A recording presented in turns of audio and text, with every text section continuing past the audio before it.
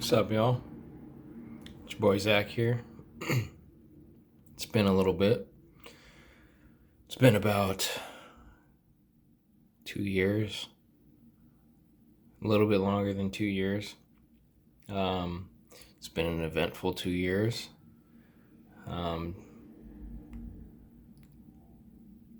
guess I'll just let you know what's been going on in my life the last couple years. Moved to Seattle. Started working at a homeless shelter. First job. Was in school for about a year and 6 months of the 2 years that I've been in Seattle. So it's been pretty busy as far as schooling goes. Live in the U District. It's a happening place. It's pretty loud. It's kind of fun. But yeah, I worked, went to school, and yeah, it's been tough. It's been tough. It's been rewarding. I haven't grown more at any other point in my life other than maybe as a kid, but professionally, mentally, spiritually, emotionally, it's like I had some exponential growth, and I want to share some of the experiences that I've had so far, and some of the challenges that I've faced, and kind of what has resulted from those challenges and those difficulties during the last couple years. So yeah, I started working at a homeless shelter. I initially started school at the North Seattle Community College. Took some time off. Wasn't quite ready to go through another quarter. Wasn't sure why, but ended up actually going to the University of Washington to finish out my prereqs that I completed to get me into med school. So worked there.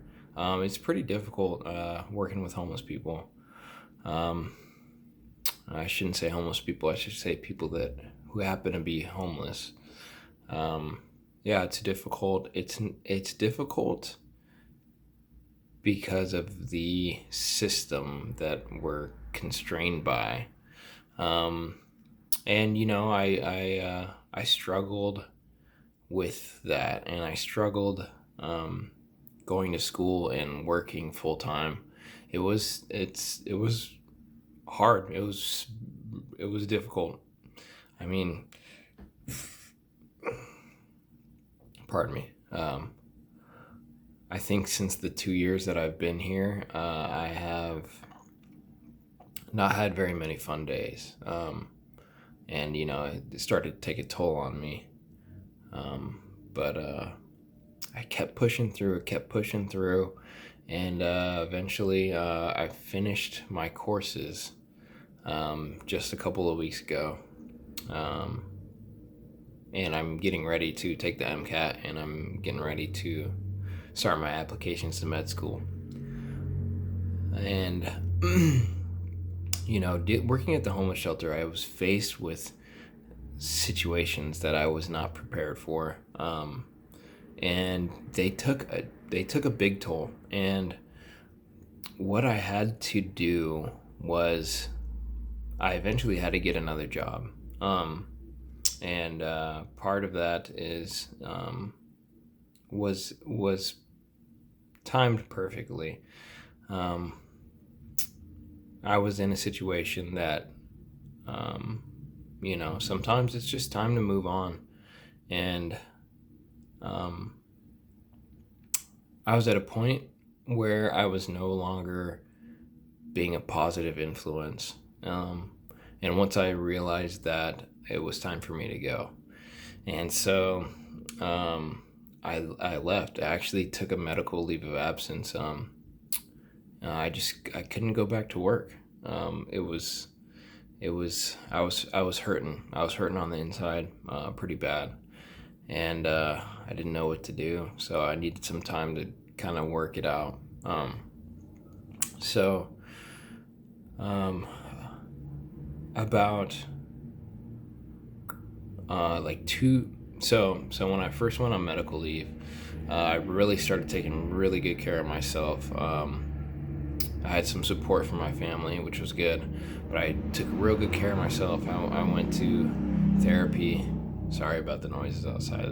I live on a busy street, but yeah, I started taking real good care of myself, and went to therapy, and that helped.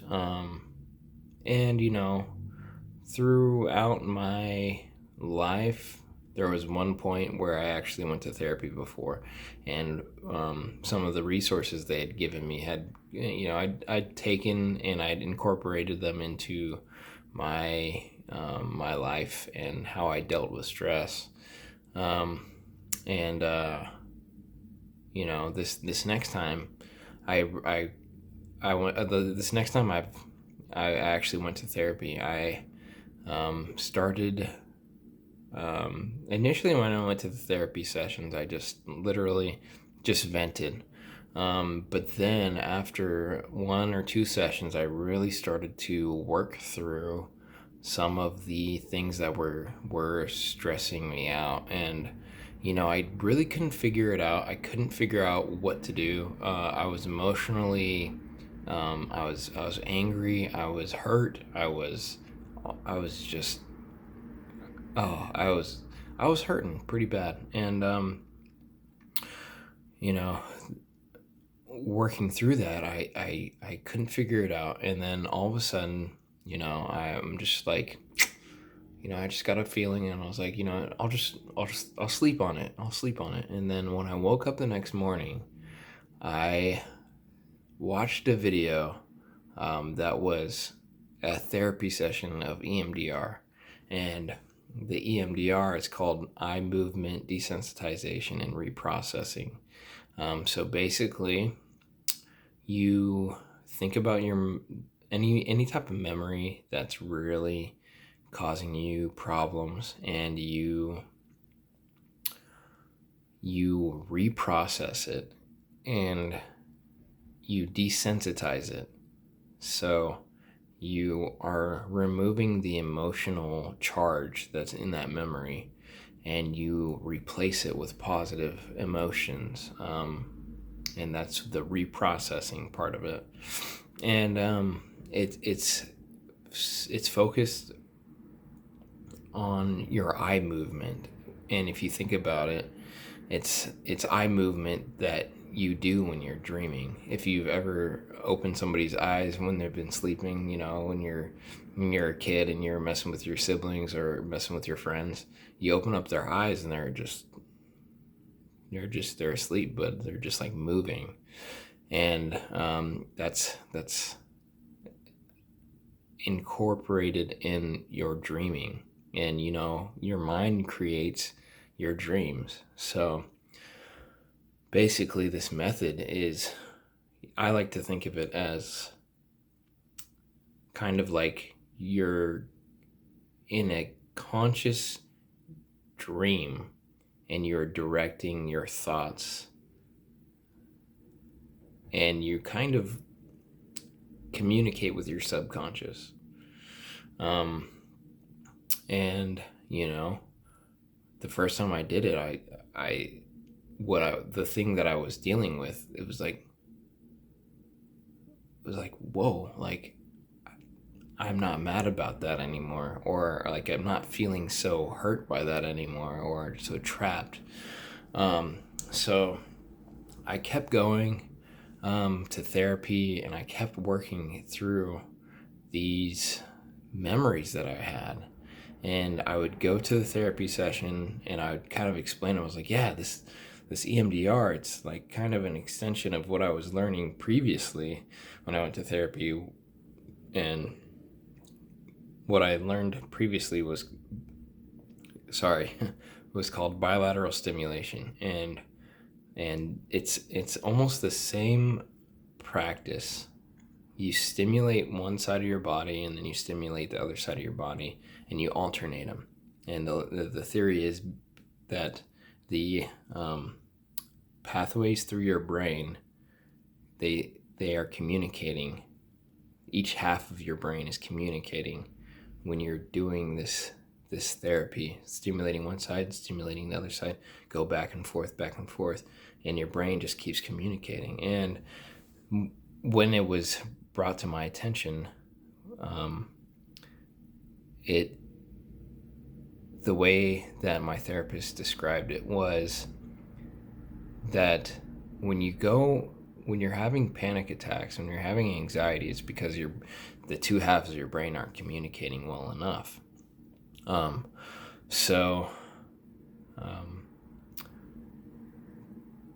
Going to a further extension is the EMDR, and you may see videos of people moving their fingers back and forth, and they want you to follow their finger and stuff like that. And that's, you're looking that way, you go back and forth, and each half of your brain, the right side is controlled by your left side of your brain, and your left side is controlled by the right side of your brain. So in theory, doing an eye movement that goes back and forth stimulates that communication between both sides of your brain. And when I was bringing this up to my therapist, I was like, yeah, this EMDR is really helping. And I just kept doing it. And, I would just keep going further and further back into my childhood. And I would start to work through some of the things that I'd been holding on to. And what I had discovered was that a point that I could reach back and target the memories that were so far back that I don't even remember were my dreams. And I had terrible nightmares as a kid.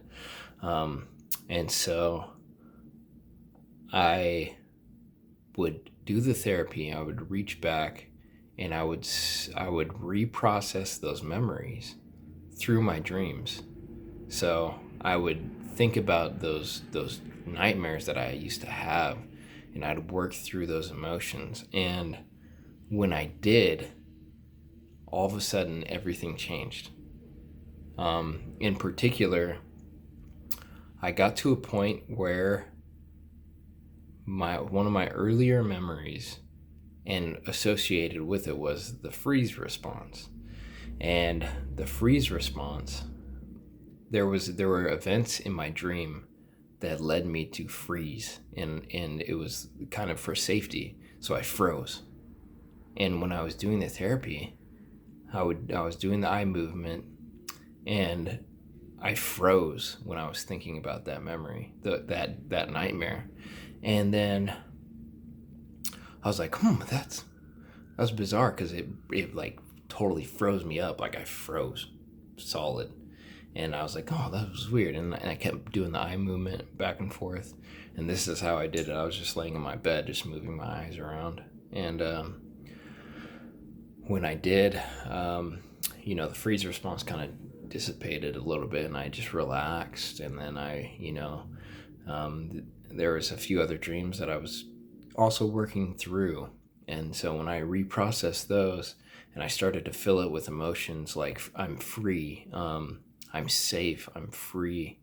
And when I did that, initially that next that day, I didn't really notice much. And then it wasn't until the next day when I went to my and this is all before my last prerequisite exam that was in biochemistry. And so I went to my final exam review session, and the first thing I noticed was that I just kind of stared into this lady's eyes, and like I didn't, like, it just felt natural, like I just did it. And I was just like staring into her eyes, and I was kind of taken aback. I was like, just like staring into this lady's eyes. I didn't really know. Like, I was like, oh, that's kind of weird. And then, someone in front of me was answering a question, and the mediators or the TAs that were running the session, they like looked towards him, and I kind of made like some weird like movement, and I didn't know. I was like, what is going on? And what I realized was that later on during the day, was that I wasn't freezing when I was encountering these situations, and like it was like I wasn't freezing. So like, what do I do? It was like that response had been taken away, and so you know later on that day, I was like, oh, okay, I feel pretty good about the exam material. I feel like I have it well enough understood. I'm gonna go for a walk in the park. And I was walking through the park, and all of a sudden, like, I just realized, I was like, you know what? I haven't felt this good in a long, long, long time. And I had been encountering people on the way, and I was like, the standard, hey, how's it going? Oh, good. How are you doing? Pretty good.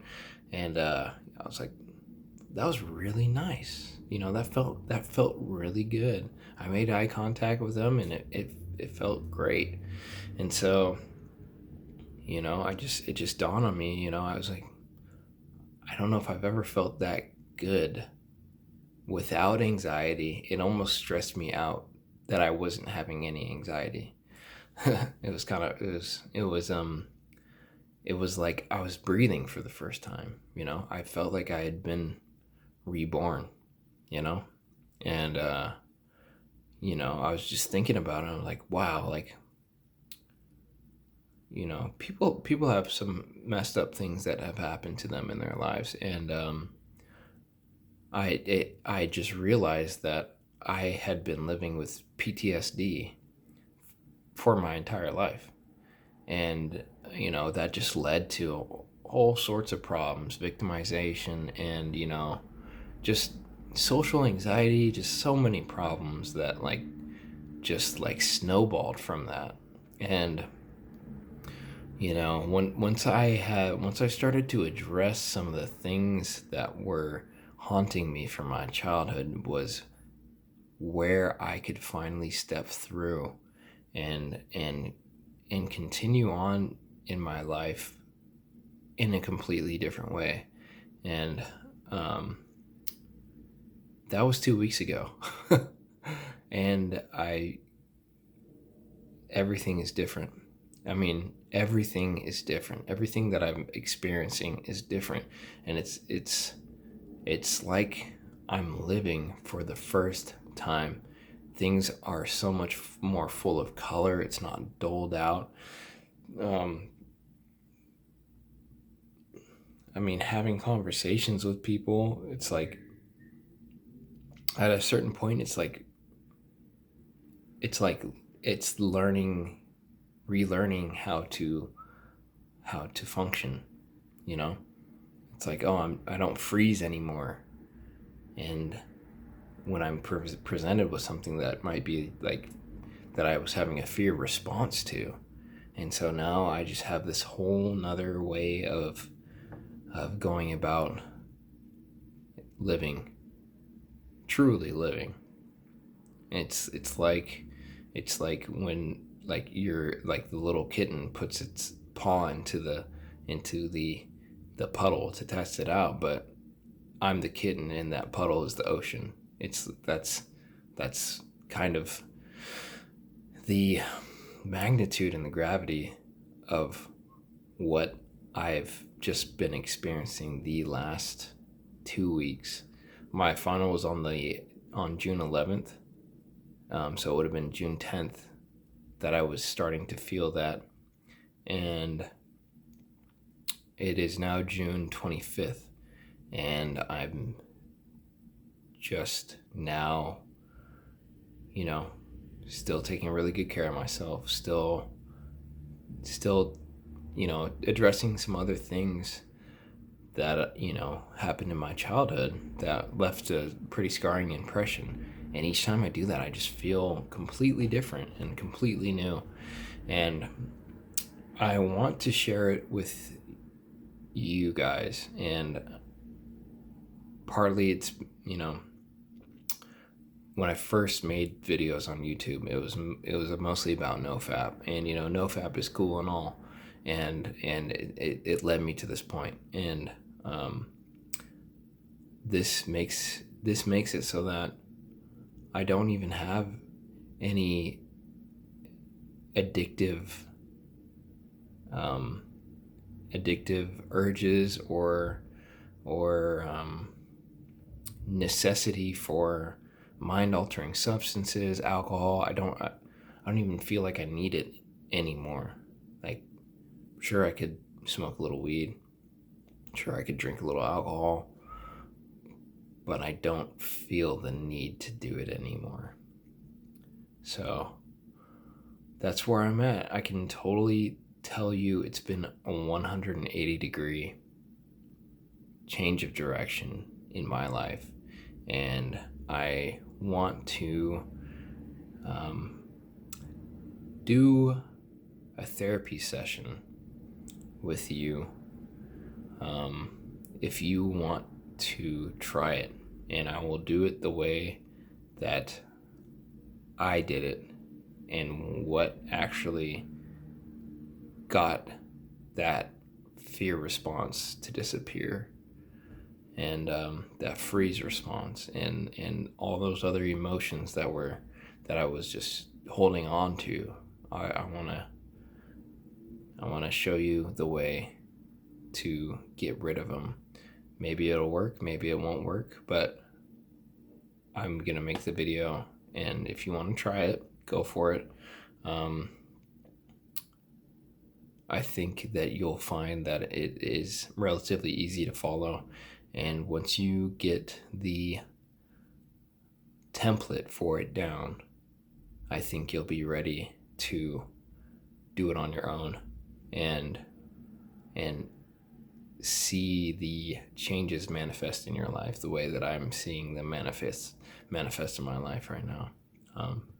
So I will show you, or I'll put a link somewhere for the video that I will make here in the next couple days.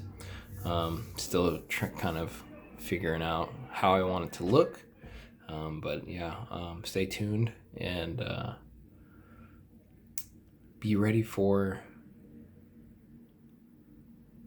an indescribable change in your life. All right, signing off.